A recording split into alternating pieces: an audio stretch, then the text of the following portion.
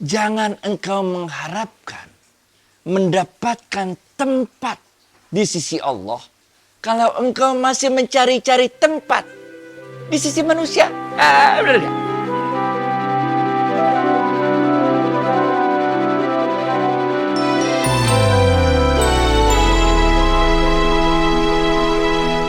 Assalamualaikum warahmatullahi wabarakatuh, sahabat Smart Skill School.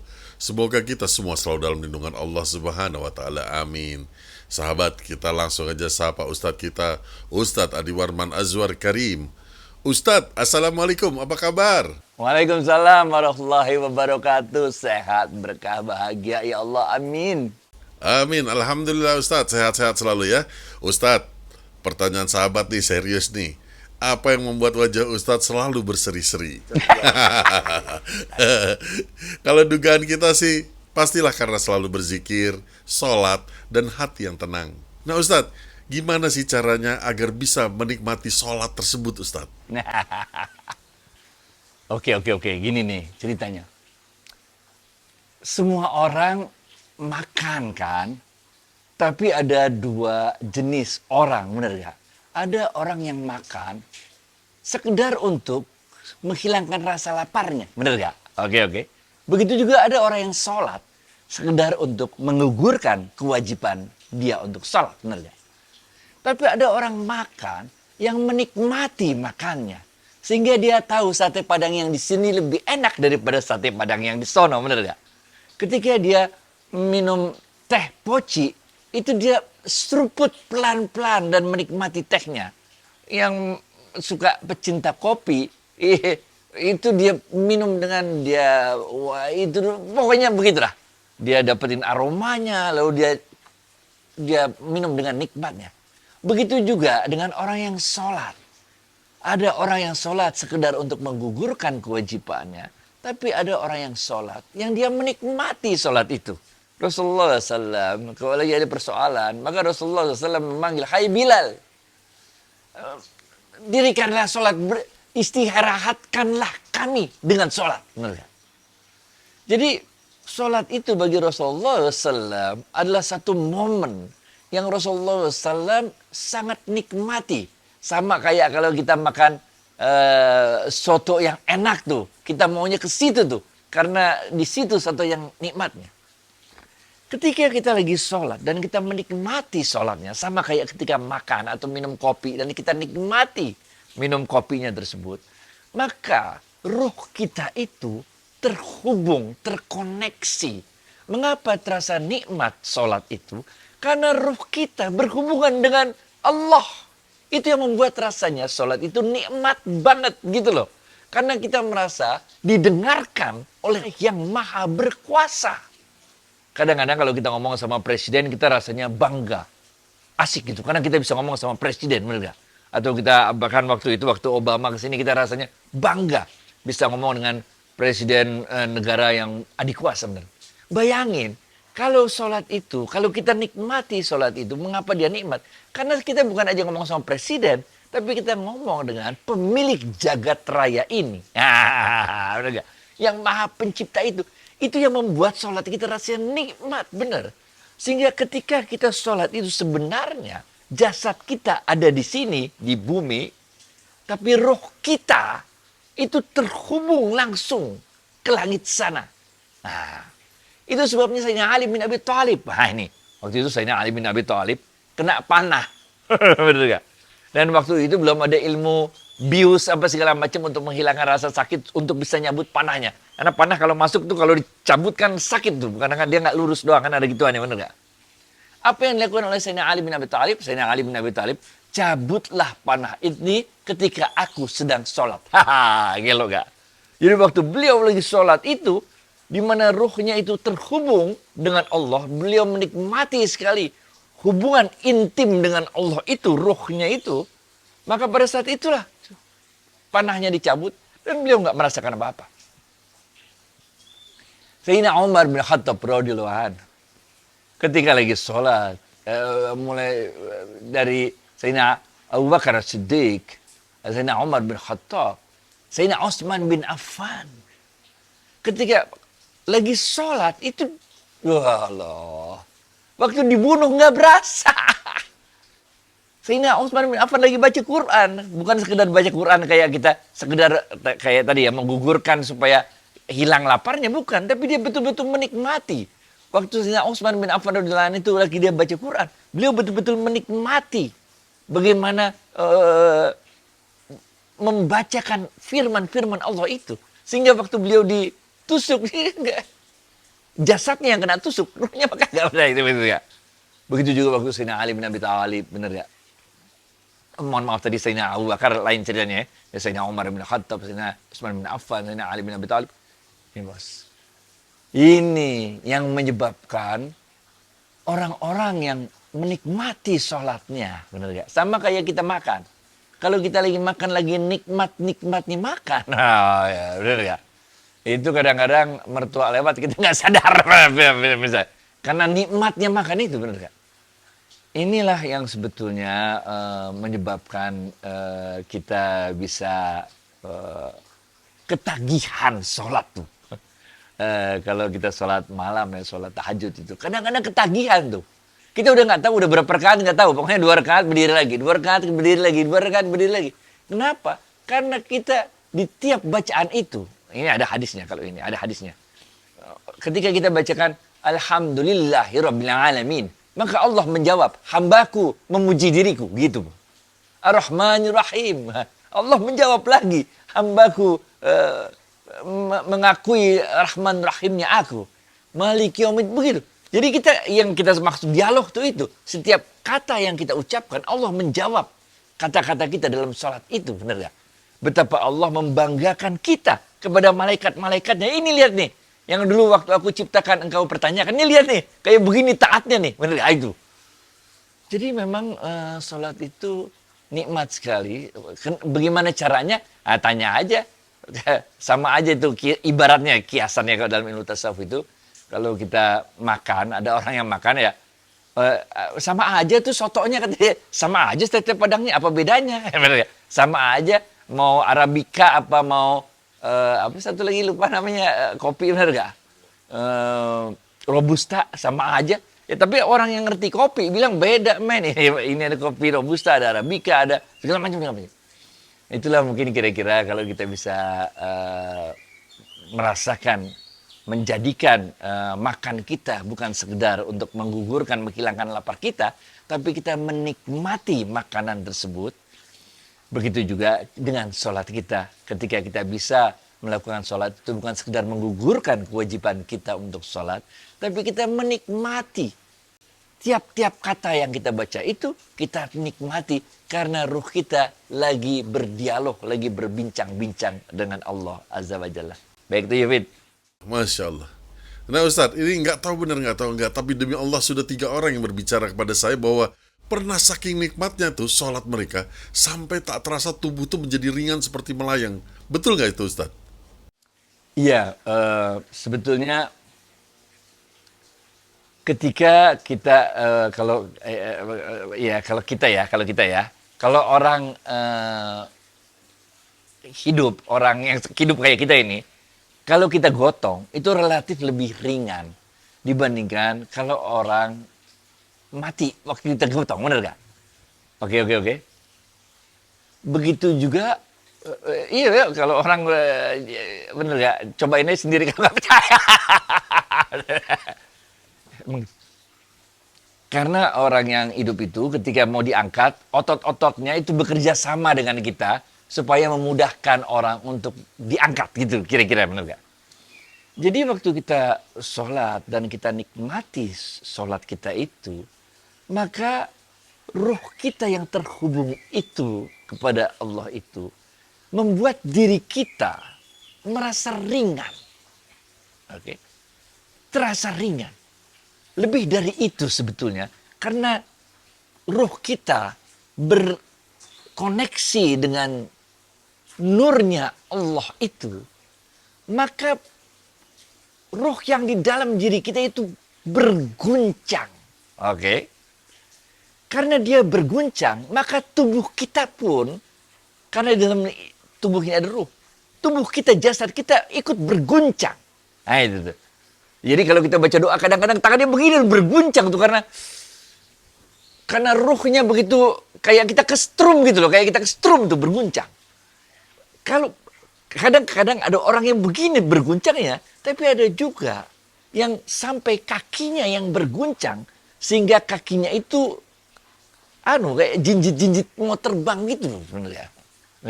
Nah, pada saat itu harusnya kita kembali kepada kesadaran kita bahwa kita ingin melakukan sholat kepada Allah. Abu Yazid Al-Bustami. Ini seorang sufi besar. Abu Yazid Al-Bustami pernah ditanya pertanyaan yang sama kayak gini. Mengapa aku nggak merasakan nikmatnya sholat? Kata orang-orang. Bagaimana sih cara sholat yang nikmat? Abu Yazid Al-Bustami mengatakan, kalau engkau tidak dapat merasakan nikmatnya sholat, berarti engkau menyembah ibadah yang sedang engkau lakukan. Itu bukan menyembah Allah. Ini men. Berarti kita makan, itu kita nggak menikmati apa yang kita makan. Pokoknya asal kenyang. Benar nggak? Kalau kita telah jadikan sholat itu, Abu Yazid Al-Bustami yang mengatakan, engkau menyembah ibadah yang sedang engkau lakukan itu, bukan menyembah Allah.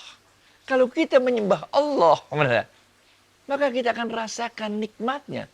Karena nggak ada yang lebih nikmat.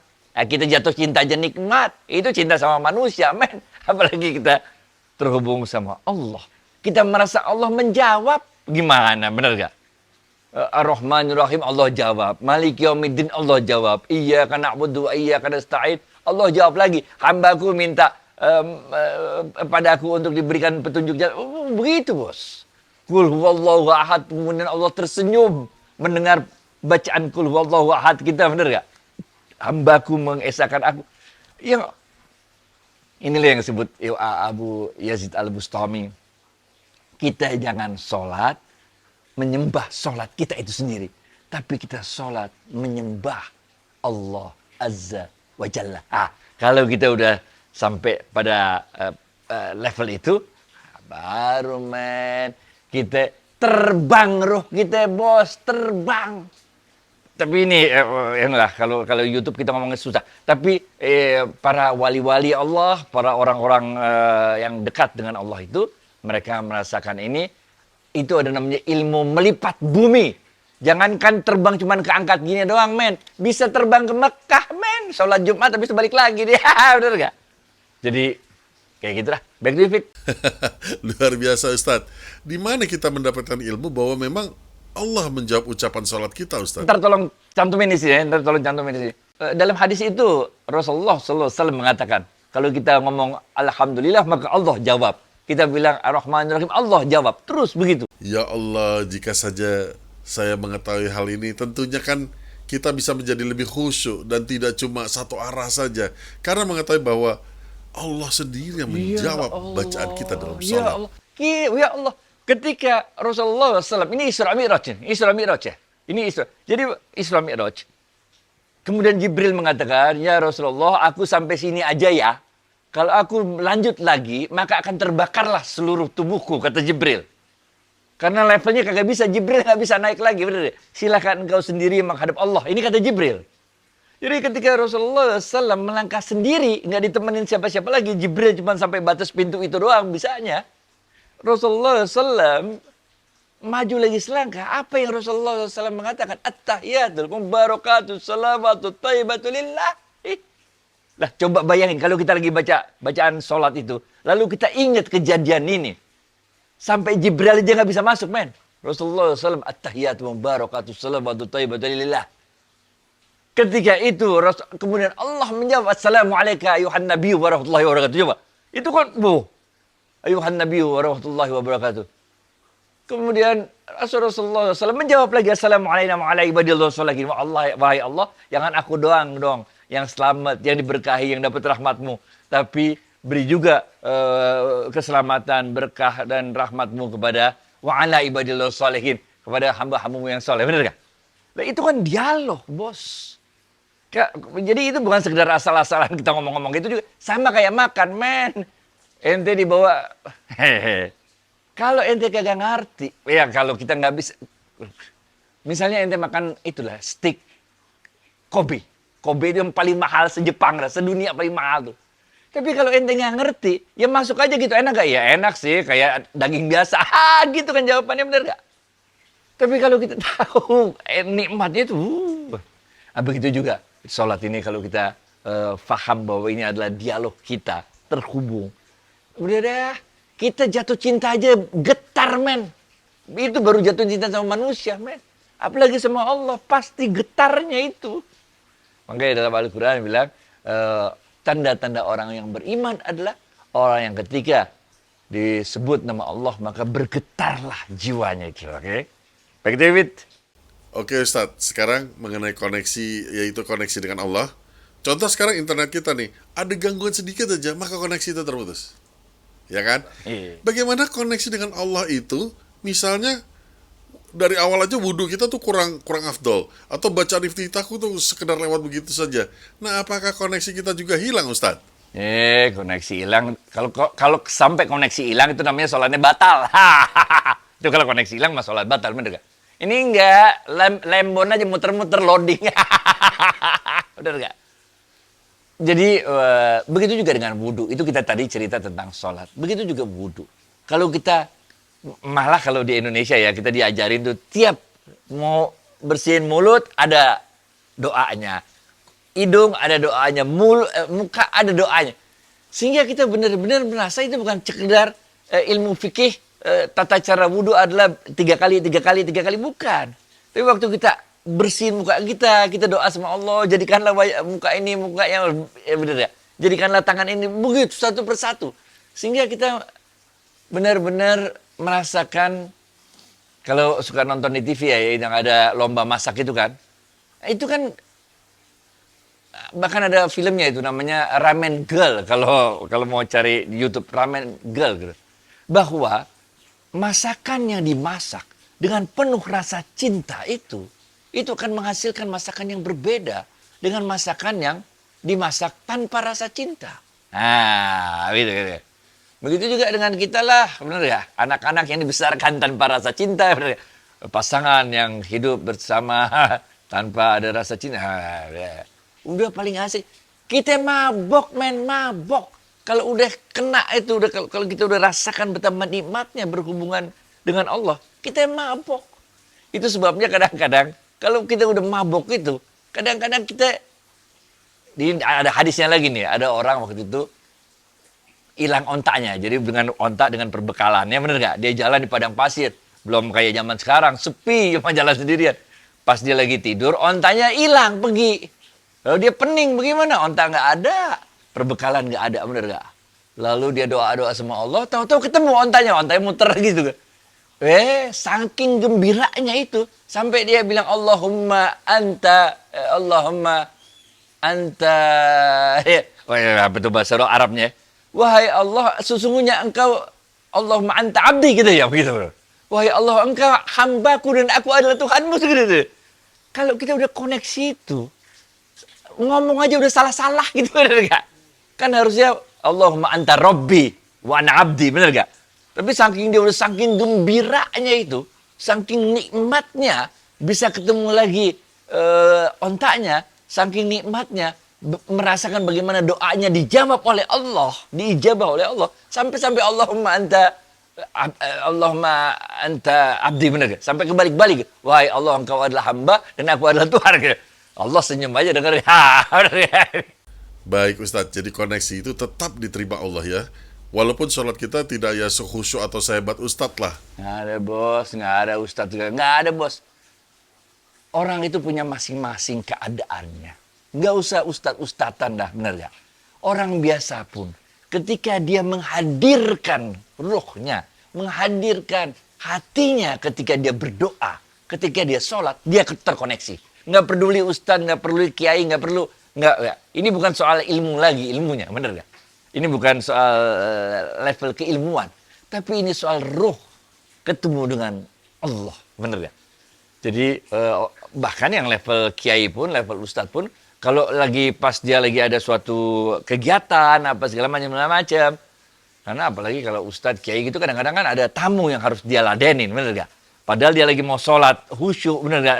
Sehingga dia sholatnya, dia lebih mementingkan untuk memuliakan tamu, sehingga dia sholatnya, ya oke, dia 2 rakaat yang ringan aja lah, gitu kira-kira kan. Jadi nggak bisa merasakan yang sholat rahasia malam-malam panjang lebar dialog sama Allah gitu, karena dia tahu dia harus meladeni tamu. Jadi sekali lagi ini bukan persoalan ustadz apa kiai apa gitu, tapi ini persoalan situasi batin kita. Dalam sebuah hadis lain Allah mengatakan dalam sebuah hadis qudsi, Allah tidak akan memandang orang yang berdoa padanya tanpa menghadirkan hati. Ya kita kayak ngerapal mantra aja udah. Subhanallah, subhanallah, subhanallah. Kita doa bacaan salatnya gitu juga. Bismillahirrahmanirrahim gitu doang. Ya, buat Allah. Tapi Allah akan memandang hamba-hambanya yang berdoa, yang benar zikir dan sebagainya, yang menghadirkan hatinya, menghadirkan rukunya. Jadi apa yang disebut itu memang itulah yang dimaksud, gitu loh, ngerti gak? Jadi waktu kita bilang Allahumma apalah gitu, bener gak? Inti mau doa apa? Emang itu yang kita maksud. Waktu kita bilang Alhamdulillahirabbil alamin, emang itu yang kita maksud. Wahai Allah, Engkau Maha terpuji gitu. Bukan sekedar kita baca doang. Kalau cuma baca doang mah back to it. Iya Ustadz, waktu itu saya pernah baca tapi lupa sumbernya nih. Kalau nggak salah begini, celakalah orang yang berzikir mengucapkan astagfirullahaladzim, tapi tidak benar-benar bertobat dan meminta ampun kepada Allah. Nah, iya, cuma bibirnya doang yang ngomong, bener gak? Tapi dia tidak tobat dari hatinya, bener gak? Jadi itu kayak kita refleks ngomong kan gitu, refleks ngomong, astagfirullah, astaga, gitu. Orang Indonesia lah biasalah, bener gak? Udah terserap ke Indonesia. Tapi yang kita maksud ini, waktu kita ngomong astagfirullahaladzim, itu emang betul-betul kita maksudkan, wahai Allah, ampuni aku, astagfirullahaladzim, betul gak? Bukan sekedar kita ngomong spontanitas terlontar dari lidah kita, astagfirullahaladzim, betul gak? Saya emang betul-betul astagfirullahaladzim. Pernah kan? Pasti pernah lah, semua orang pernah buat dosa dong, betul gak? Pernah kita membuat suatu dosa yang tidak ada orang lain yang tahu, yang hanya kita dan Tuhan saja yang tahu. Kemudian karena hanya kita dan Tuhan saja yang tahu, itulah yang membuat kita tambah berat. Ada guilty feeling yang ngejar-ngejar kita, yang kita pengen cerita ke orang, tapi Allah dalam hadisnya Rasulullah SAW mengatakan, orang-orang yang malam harinya berbuat dosa, kemudian Allah telah tutupi, dia telah bertobat, kemudian Allah tutupi dosa tersebut. Maka ketika pagi harinya dia menceritakan dosa yang telah dia taubatinya, nah Allah nggak suka sama orang begini. Jadi ini kita berat. Mau cerita, takut buka aib sendiri, karena Allah bilang nggak boleh juga, benar gak? Tapi di sisi lain ini ada berat sekali. Nah, benar gak? Sehingga pada saat itulah kita baca doanya, astagfirullahaladzim, ampun Allah, ampun. Nah, gitu. Tutuplah aibku, kayak gitu, benar gak? Nah, itulah perjalanan hidup kita. Itu juga rahasianya kita buat dosa sebetulnya. Ketika kita merasa benar-benar tidak berdaya dan merasakan betapa nikmatnya kita mendapatkan ampunan, kemaafan dari Allah, kemudian Allah tutupi dosa-dosa kita. Dalam Al-Quran ini disebut, innal hasanat yuzhibna sayyi'at. Sungguh perbuatan-perbuatan baik kita itu akan menutup, menghilangkan, mengganti perbuatan-perbuatan buruk kita. Baik itu, Yufid. Masya Allah, baik Ustadz. Saya jadi terkenang ketika naik haji umroh pada tahun 90. Itu saya belum mengerti hal-hal seperti ini. Jadi sungguh sangat disayangkan ya Ustadz. Nah, itu ada hadisnya. Oke, ada 2 kelompok hadis ya. Kelompok hadis yang pertama, ini adanya di kitab Rahasia Haji Imam Ghazali. Imam Ghazali mengatakan, setiap tahun itu ada ratusan ribu orang yang datang untuk melaksanakan haji, tawaf di sekeliling Ka'bah. Tapi yang diterima hajinya mungkin cuma 1-2 orang. Ini kitab Imam Ghazali, ini Rahasia Haji. Yang lainnya bakal diterima. Benar gak? Tapi karena 1-2 orang ini diterima, maka Allah terima semua hajinya. Ini banyak orang yang haji ya karena namanya juga menggugurkan kewajiban kita untuk haji. Hanya ada 1-2 orang yang betul-betul dia ikhlas dalam melakukan hajinya itu. Sampai nangis tuh, ya Allah. Puluhan tahun nunggu begitu berangkat tuh. Baru ngeliat Ka'bahnya udah nangis, bener gak?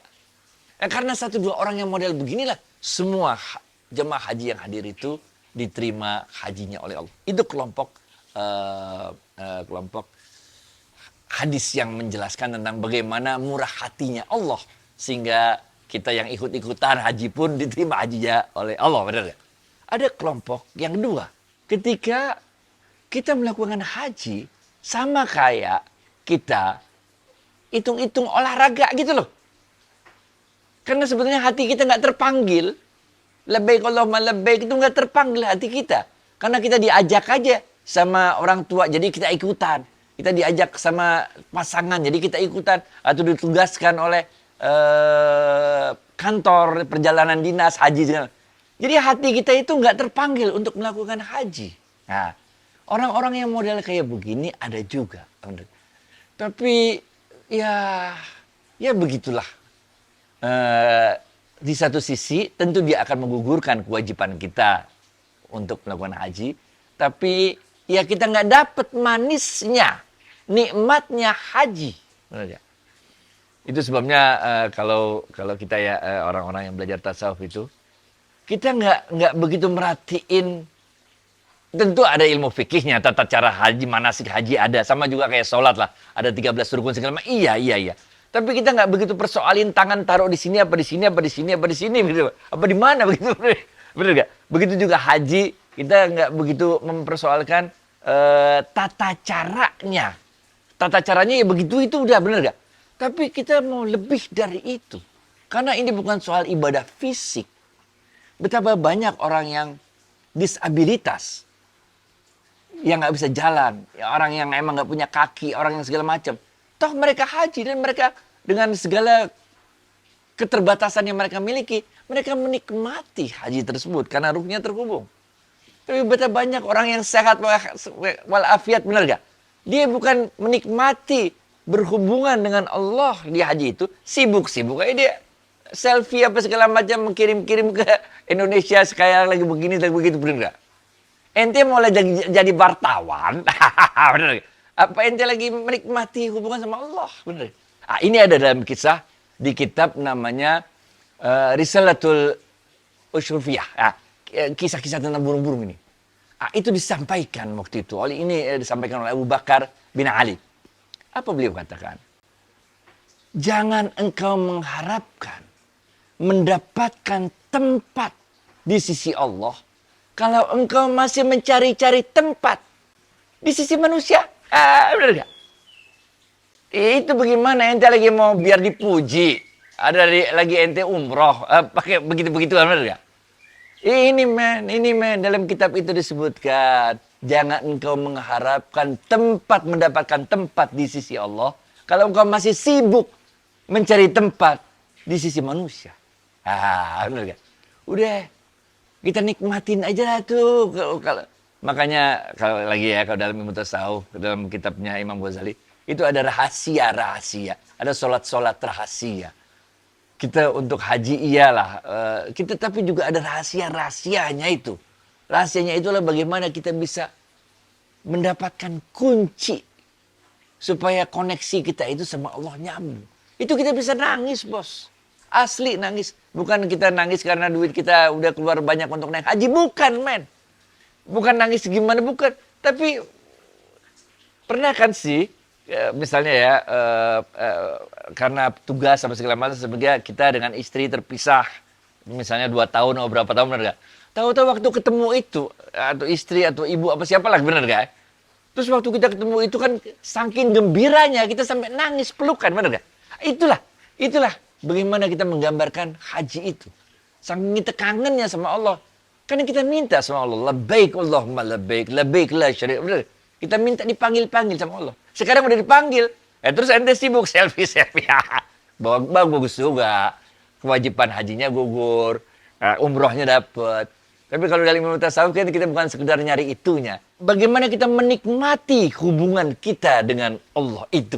Sehingga kita betul-betul merasakan betapa Allah mencintai kita. Itu bos. Baik David. Masya Allah, benar-benar deh. Semoga kita semua juga termasuk para sahabat Smart Skill School dapat mendengar dan mengambil manfaat dari tausiah kali ini. Mendapatkan nikmatnya sholat. Masya Allah. Ustadz, terima kasih atas waktu dan tausiahnya. Assalamualaikum warahmatullahi wabarakatuh. Waalaikumsalam warahmatullahi